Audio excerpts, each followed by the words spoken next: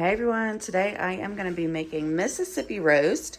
We like to do it on sandwiches, and all you need is a beef chuck roast. If this zooms in, here we go, a beef chuck roast. You need an au jus seasoning packet, ranch packet. I usually like the Hidden Valley, but my grocery store was out of them. So we're going to give this a try.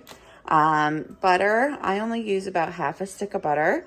And then pepperoncinis. Now my heart loves pepperoncinis, so 2 is not enough, but you know, you could do like anywhere between 4 to 8 to 10, or if you guys really like them, you can add more.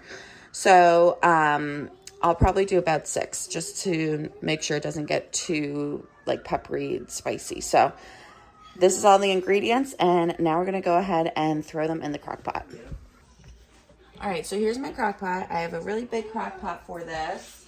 I also have my little one for when I am making shredded chicken.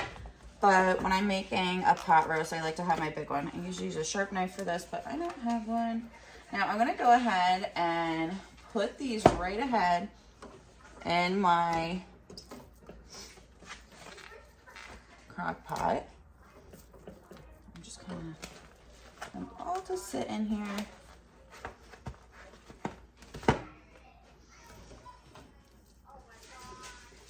I like that they're kind of cut up already. I got these from, I got these, Costco. So I like that they cut them up because at BJ's they have them and they don't, it's like a really big one, which is fine too, but I feel like this might cook a little bit better with it cut up. So I have this. Next, I am going to go ahead and open up my pepperoncinis, and I'm just going to add a little bit of the juice on here. And I am going to move the meat around and make sure some of this juice from the pepperoncinis. I like this brand. I also got store brand, really doesn't matter. I just like to move and have some of that juice underneath the meat. So that's why I poured some of that on there. Now I don't really need to touch the meat anymore, so I'm gonna go ahead and wash my hands quick. Okay, so I have all the meat on there. Now I'm gonna go ahead and take my spice packets. You're gonna just rip them open. You're gonna use the whole packet. So, you know, there's your ranch. I'm just gonna do a little bit. I like to go back and forth. So I did a little bit of the ranch. I'm going to go ahead and do a little bit of the au jus and finish up making sure I get as much as the meat as I can. Get it all on there. And I have that. Then I'm going to add butter. I don't like using a whole stick of butter. The meat itself is very fatty, so I only like to use half the butter. And it turns out amazing. So I'm going to go ahead, just again, because it is a fattier piece of meat, I'm not going to be adding all the butter. I'm trying to save a little bit here. So I just cut it up. And I put it on like this. And then lastly, I'm gonna add my pepperoncinis. I do, like I said, like to add a little bit more. And these guys are little. So I'm gonna go ahead and add a few here. Again, this is all dependent. If you guys like that little bit of spice, go for it and add a couple more. These are babies, so I'm just gonna add a little bit more. The only thing about pepperoncinis is they cook down so nicely, but you wanna make sure you find the stems, especially if you're making sandwiches, because I've had a stem in my mouth a couple times and I was like, ooh, not a big fan of that. But anyways, so that's that. I'm gonna go ahead and put this on low. And I will show you guys that. And then this is about a good 9 hours. So Actually, what I'm going to do is I'm going to put it on high for an hour. And I'm going to put it back on low.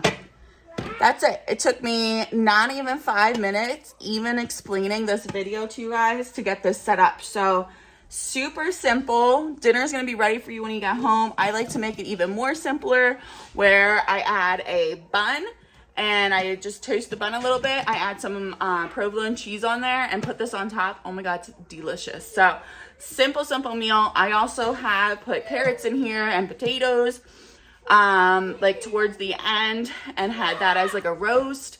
I've also done mashed potatoes with it on the side and then added some kind of veggie. You could do carrots, you could do broccoli. So this is a nice versatile meal, but I love the sandwiches. So that's what we're going to be doing for dinner tonight. And here I'm just showing that I have it on high. I set my timer for 9 hours. But you don't want it on high for 9 hours. I just want to do 1 hour on high. So I'm going to go ahead and I'm going to set another timer because otherwise I will definitely forget. So I have my timer set here. So when this goes off, I know to put my crock pot on low and cook the rest of the way. And this just gives it a good head start. And I know it's going to be cooked for dinner. All right, so I put 8 hours on low, which we probably don't need the full 8 hours, but I did that because we're heading out for the day. So there's a little under 6 hours left, but look how yummy that looks. Oh my goodness, guys, I'm so excited. Okay, so there's about half an hour left, and it's pretty much done. It's a little after 5.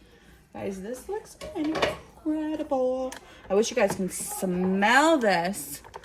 Ooh, so I've had this on. Oh my goodness, sorry. I'm trying to bring you guys closer. No chicken. Guys, this looks incredible. I wish you guys could smell this.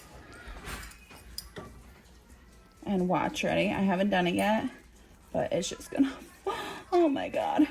It's like melting. Oh, like I don't even have to touch it really. Oh my God, this is when you know your pot roast is done. Oh my Lordy. So it makes a lot of juice. Like I said, I only did half a stick of butter. There's so much fat in this cut of meat, like right here, that you can, of course, take off if you want. You can always cut off some of it. I leave it on because it gives a lot of the flavor. So, I don't do anything. Like, I keep it on. I don't do anything. Like, if I get a really fatty piece while I'm putting it on my sandwich, sure. But otherwise, no. So now I'm going to do the last half hour, 20 minutes of this cooking. Usually we eat around 5, but we just got in. So I'm going to go ahead and get the buns all put together and make up sandwich, put provolone cheese on there. Sometimes I toast them a little bit, cut open the bun, put cheese on, toast it a little bit, let the cheese melt, and then I put this on. Like, here's a big fatty piece, so I will go ahead and take this piece out. But yeah, again, I'm going to actually turn this, because this is done. I'm not going to keep cooking this. I'm just going to put this on low and just let all the juices touch every piece of this meat. And oh my goodness, it's going to be so tasty. Woo! All right.